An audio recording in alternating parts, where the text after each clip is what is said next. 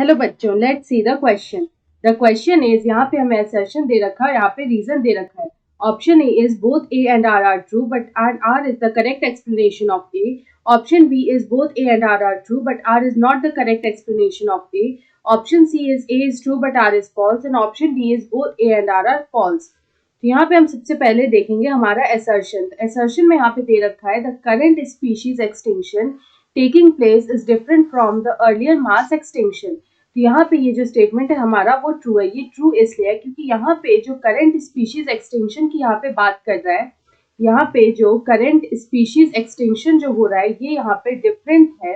It is different from earlier mass extinction. ऐसा इसलिए है क्योंकि यहाँ पे जो करंट स्पीशीज एक्सटिंक्शन है it is 100 to 1000 times, it is 100 to 1000 times faster, it is 100 to 1000 times faster than pre-human times, तो यहाँ पे जो प्री ह्यूमन टाइम है उससे यहाँ पे जो है 100 to 1000 टाइम्स ये एक्सटेंशन जो है वो फास्टर है।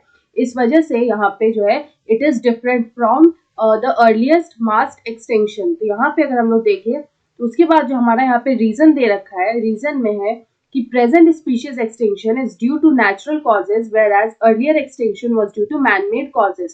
तो यहाँ पे ये जो स्टेटमेंट है वो यहाँ पे फॉल्स है। तो ये स्टेटमेंट फॉल्स इसलिए है क्योंकि जो present species extinction है ये यहाँ पे man-made causes से भी है। The human activities है, it is responsible, human activity जो है it is responsible for the current extinction of species। तो हम लोग बोल सकते हैं here the human activity या फिर it is man-made causes that are responsible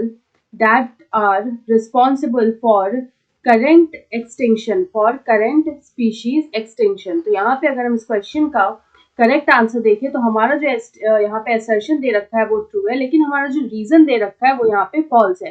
so option सी में दे रखा है A is true but R is false. So option C is the right answer. I hope you understood it well. Best of luck.